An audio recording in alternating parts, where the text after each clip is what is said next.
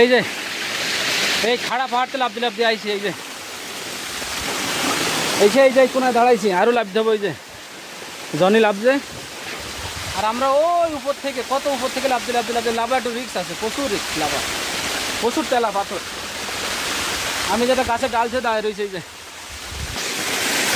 মুখি পানি দেবো, ঝর্নার পানি তো।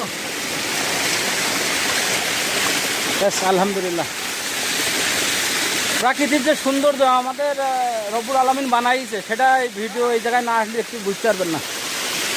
ওই খোকা, ওই যে এই যে আরও লাভজি, মাশাল্লাহ। এই যে আরও লেবে আইছি, লাভা একটু রিক্স হয়ে যাচ্ছে।